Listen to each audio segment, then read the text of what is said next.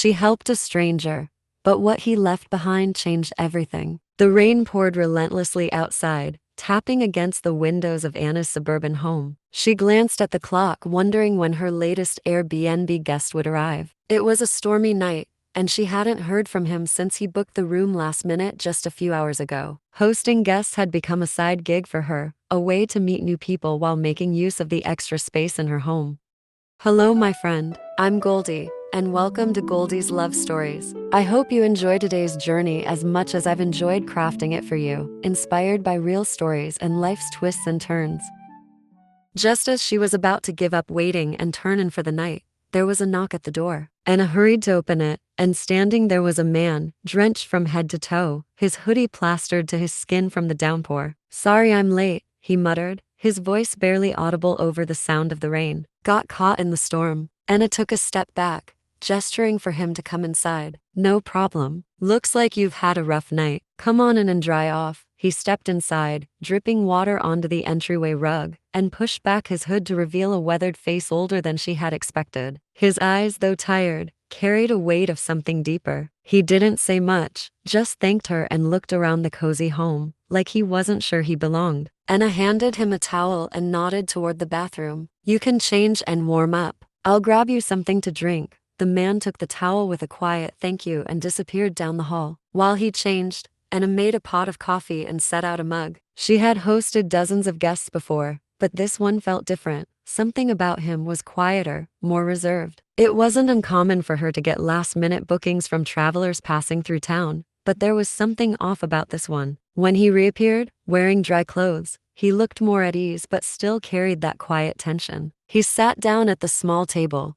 wrapping his hands around the mug she offered. "I'm just here for the night," he said, as if she needed reassurance. "I'll be out early in the morning," Anna nodded, sitting across from him. "That's fine. Just make yourself comfortable." He didn't offer any more details, and Anna didn't press him for conversation. He seemed worn out, not just physically but emotionally too. After a few sips of coffee, he muttered a quick goodnight and retreated to the guest room. In the morning, Anna woke to the sound of silence. She had expected to hear the shuffle of her guests gathering his things, but the house was still. When she walked down the hall, the door to the guest room was open, and the bed was neatly made. He had left early, just like he said. But there on the nightstand was something he hadn't mentioned, a small worn journal. Anna picked it up, feeling the leather cover, soft from years of use. Curiosity flickered in her mind. He hadn't said much about himself, hadn't left any trace of who he was, except this. With hesitation, she opened the journal and began to read. Anna sat at her kitchen table, the journal open in front of her, a deep frown etched into her brow. The pages were worn, the ink smudged in places, but the handwriting was neat, almost meticulous. The entries began with short, simple notes, detailing the stranger's travels from one town to the next, never staying in one place for long. But the deeper she read,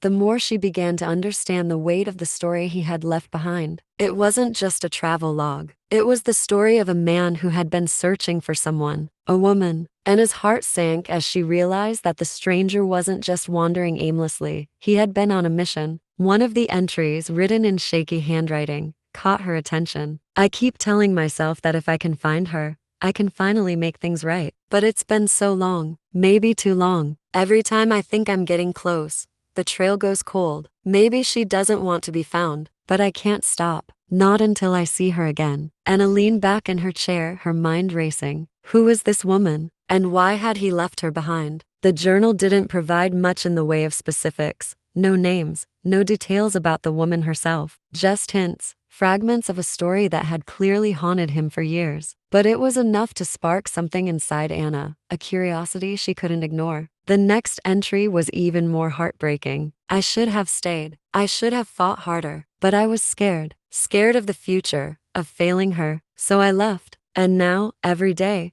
I wonder if she ever thinks about me. Does she hate me? Has she moved on? I deserve her hatred. I know that much. But I need to find her. I need to tell her I'm sorry. I just don't know if she'll even give me the chance." And his chest tightened as she read the words, feeling the weight of the man's regret. She could almost see him, years younger, standing at a crossroads, choosing to walk away when he should have stayed. It was clear that leaving this woman had been the greatest mistake of his life, one that had driven him to spend years searching for her, hoping for forgiveness. But what struck Anna most was the loneliness. In his words, it wasn't just about finding the woman, it was about finding peace. The kind of peace that comes from making amends, from facing the past instead of running from it. For the next few days, Anna couldn't stop thinking about the journal. She carried it with her everywhere, reading and rereading the entries, piecing together the man's journey like a puzzle. Each new page added a little more to the story, but there were still so many unanswered questions. Who was this woman? Why had the stranger left her? And most importantly, did she still live nearby? Anna found herself sitting at the local library one afternoon, the journal in her lap as she scrolled through old town records on her laptop. It felt like a long shot, finding someone based on the vague details in the journal, but something inside her wouldn't let it go. The stranger had been searching for years, but he had left without finding her. And now, it felt like the responsibility had been passed to Anna. As she searched through old directories and social media sites, a name kept coming up: Rebecca Lawson. It wasn't a name she recognized, but the pieces started to fit. There were references in the journal to the town's local landmarks, places only someone who had lived there would know about, and Rebecca Lawson's address led to a house just a few streets over from Anna's own. Anna's heart raced as she stared at the screen. Could this be the woman? Could she really be so close? It felt too coincidental to be true, but as she read through the final few entries in the journal, she knew she had to at least try. The stranger had come all this way, had spent years searching for this woman, only to leave behind the one thing that might lead him to her. She couldn't just let it end here. That evening, Anna drove to the address she had found online, her palms sweating as she gripped the steering wheel. The sun was setting, casting long shadows across the quiet neighborhood. It was a peaceful street, the kind of place where families had lived for decades, passing their homes down through generations. But to Anna, it felt like the beginning of something bigger, something she hadn't planned for. When she reached the house, she parked her car at the curb and sat there for a few moments, staring at the front door. She didn't know what she was going to say, didn't even know if the woman inside was the right person. But she had come this far, and there was no turning back now. Gathering her courage, Anna stepped out of the car and walked up to the door. She knocked softly, her heart pounding in her chest. For a moment, nothing happened. Then, she heard footsteps approaching, and the door creaked open. A woman stood there, probably in her late 40s, with tired eyes and a weary smile. She looked like someone who had seen her share of hard times, but was still standing strong. Anna could immediately sense a certain strength about her, but also a sadness that matched the one described in the journal.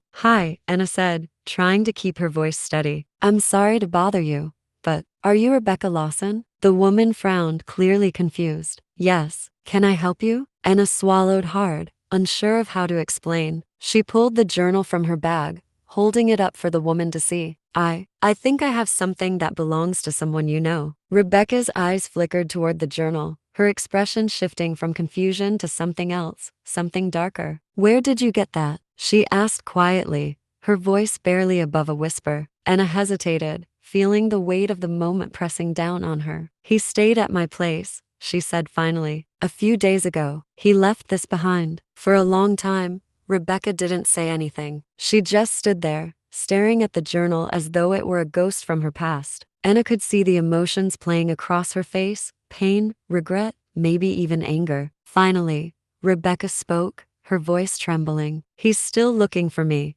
isn't he?" Anna nodded. "Yes, and I think he really wants to find you, to make things right." Rebecca's eyes welled with tears, and for a moment, she looked away, as though trying to hold herself together. "It's been so long," she whispered. "I didn't think he'd ever come back." Anna didn't know what to say. She had come here hoping to bring closure to the stranger's story, but now, standing in front of Rebecca, she realized just how complicated things really were. This wasn't just about reuniting to lost lovers. It was about facing the past, about opening old wounds and hoping they could be healed. "I don't know what happened between you two," Anna said softly, "but he's been searching for you for a long time. He just wants a chance to talk to you, to make amends." Rebecca wiped her eyes and nodded slowly. "I don't know if I'm ready for that," she admitted, "but I think I think it's time I stop running from it. Anna's phone buzzed just as she was about to step out of the cafe where she had been sitting with Rebecca, finalizing the details of the reunion. She pulled the phone from her bag,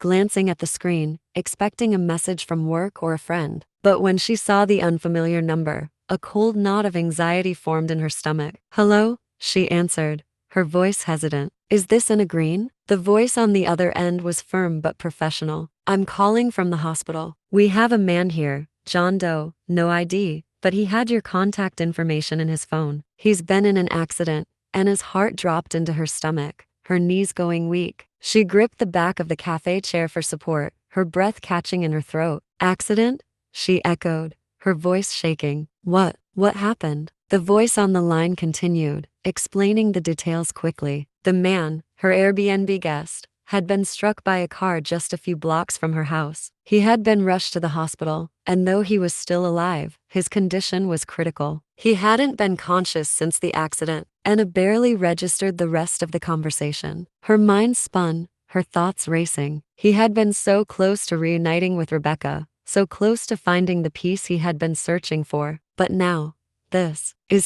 will he make it? Anna's voice wavered as she asked the question, dreading the answer. There was a pause on the other end of the line. "It's hard to say. He's in surgery right now, but it's not looking good. If you're close to him, I'd suggest coming down as soon as possible." Anna ended the call and stood there in shock for what felt like an eternity, her mind trying to process what had just happened. The stranger, the man whose journal she had carried with her for days, the man whose story had captivated her, he was fighting for his life, and he might never get the chance to make things right with Rebecca. She turned to look at Rebecca, who had been waiting for her near the entrance. Rebecca's eyes widened with concern as she took in Anna's pale face. "What's wrong?" she asked, stepping closer. "What happened?" Anna swallowed hard, her throat tight with emotion. "It's him," she whispered, barely able to get the words out. "He's been in an accident. He's in the hospital. They don't think he's going to make it." Rebecca's face drained of color, her hand flying to her mouth as the weight of Anna's words settled in. For a moment, they both stood there, frozen by the gravity of the situation. All the years of distance, all the unspoken words between them, were suddenly threatened by time running out. I have to see him," Rebecca said, her voice trembling. "I can't let it end like this. I can't." Anna didn't wait for her to finish. She grabbed her bag, her heart pounding in her chest. "Come on," she said quickly, pulling Rebecca toward the door. "We have to go now." The drive to the hospital was a blur, the city lights flashing past the windows. As Anna sped through the streets, her hands gripping the steering wheel tightly, her mind raced with thoughts of the stranger, his journal, his regrets, the years he had spent searching for Rebecca. And now, he was lying in a hospital bed, his life hanging by a thread. Rebecca sat silently beside her, staring out the window, her face pale and drawn. Anna could sense the turmoil inside her, the guilt, the fear. All the anger and bitterness from their past seemed insignificant now. The only thing that mattered was getting to him in time. When they finally reached the hospital, Anna barely had time to park the car before Rebecca was out the door, running toward the entrance. Anna followed close behind, her heart pounding in her ears as they rushed through the sterile hallways, searching for the ICU. They reached the nurse's station, breathless and frantic. Anna explained the situation to the nurse, who quickly directed them to the room. Rebecca's eyes filled with tears as they approached the door, her hand trembling as she reached for the handle. As they stepped inside, the sight of him took the breath from both of them. He lay motionless in the bed, tubes and wires attached to his body, his face pale and bruised. The machines beeped softly, a steady reminder of the fragility of life. Rebecca moved to his side, her hand trembling as she reached out to touch his. "I'm here," she whispered, her voice breaking. "I'm here now." Anna stood back, her heart heavy with the weight of the moment. She had done everything she could to bring them together,